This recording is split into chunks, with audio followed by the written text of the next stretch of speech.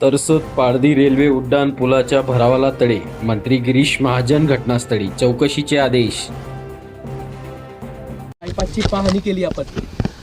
हा धुळ्याहून नागपूरकडे जाणारा national highway Tarsod Jalgaon bypass या ठिकाणी आहे आणि हा या पावसामुळे इतका वाईट पद्धतीने आता धसलेला आहे. म्हणजे हा आरोबी आहे. रेल्वेच्या वरून हा ब्रिज गेलेला आहे आणि रेल्वेचे पट्टी जर आपण सोडली लाईन सोडली तर त्याच्या बाहेर जो आपण त्या ठिकाणी मुरुम टाकलेला असतो त्याला सरफेस केलेला असतो तो अतिशय वाईट पद्धतीने धसलेला आहे.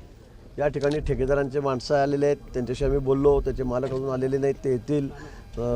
गडकरी साहेबांच्या कार्यालयाशी आमचा संपर्क आहे. गडकरी साहेबांच्या कानावर सगळी बातमी गेलेली आहे, माहिती दिली आहे, फोटोसुद्धा आम्ही पाठवलेले आहेत. पण या संदर्भामध्ये उद्या दिल्लीची टीम या ठिकाणी येते.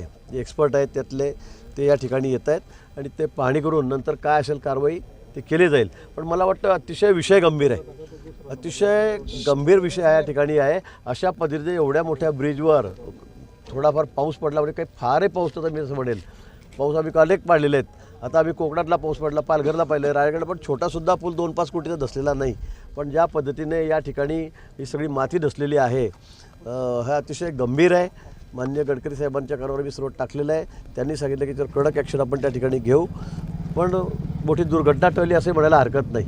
अन्यथा या ठिकाणी वाहनं चालले असताना जर असं झालं असतं तर मला वाटतं मोठी दुर्घटना या ठिकाणी झाली असती. पण या संदर्भामध्ये तर आम्ही सर्वजण, म्हणजे मी बाहेरगावी होतो, रात्री नाशिकहून आलो, गुलाब पण या ठिकाणी बाहेर आम्ही आज ठिकाणी काढलो, राजू मामा इथले आमदार आहेत, आम्ही या ठिकाणी आलेलो आहोत. पण कडक कारवाई करण्याच्या संदर्भामध्ये ठेकेदारावर मग त्याला ब्लॅकलिस्ट करा, त्याच्यावर कारवाई करा. कारण एक ठेकेदार काम घेतो, दुसऱ्याला सबलेट करतो, तो तिसऱ्याला सबलेट करतो, अशा पद्धतीने काम चाललेलं आहे आणि म्हणून त्याच्यावर कठोर कारवाई झाली पाहिजे अशी मागणी आम्ही गडकरी साहेबांकडे केलेली आहे. एकीकडे बघायला गेलं तर रस्त्याचे जे चाऱ्या ज्या आहेत त्या दिसू नको त्याकरता या ठिकाणी 6 महिन्यापूर्वी मात्र कुठलीही दखल घेतली गेली नाही. नाही, या संदर्भामध्ये आपल्या इथल्या खासदार स्मिताताई वाघ यांनी वारंवार तक्रार केली आहे. ठेकेदाराला सुद्धा वॉर्निंग दिली होती.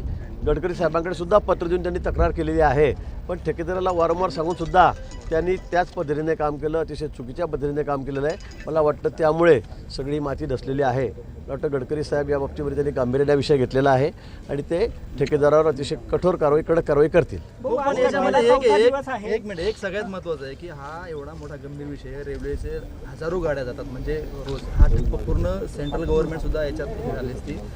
असं असताना लोकप्रतिनिधी हाताशे, लोकप्रशासन हाताशे, ह्या अशा प्रकारच्या जे कामं होत असतात ती गंभीर गोष्ट आहे. आणि मला वाटतं आरोबी जो आहे, रेल्वे लाईन आहे, रेल्वे लाईनच्या वरतून जो पूस गेला त्याला काही झालेलं नाही आहे. पण जिथून आपण मातीचा भराव टाकतो खाली उतरायसाठी दोन्ही बाजूने, कारण हा मोठा हायवे, नॅशनल हायवे आहे मोठा, आणि त्या ठिकाणी ही माती धसलेली आहे. रेल्वेच्या वरून जो ब्रिज गेलेला आहे त्याला कुठेही धक्का नाही आहे किंवा त्याला कुठेही डॅमेज नाही आहे. पण माती धसल्यामुळे, आणि त्यात विशेष करून मला असं वाटतं काळी माती त्यांनी टाकलेली आहे, मुरुम टाकलेलं दिसत नाही. यातले बघू सगळं तपासणी होईल खोदल्यावर त्या ठिकाणी. पण ही काळी माती टाकल्यामुळे मला असं वाटतं हा पुढचा भराव जो आहे हा धसलेला आहे. पण रेल्वेला कुठेही डॅमेज नाही आहे किंवा रेल्वेच्या वरती जो पूल गेलेला आहे तो कुठेही डॅमेज झालेला नाही, सुदैवाने.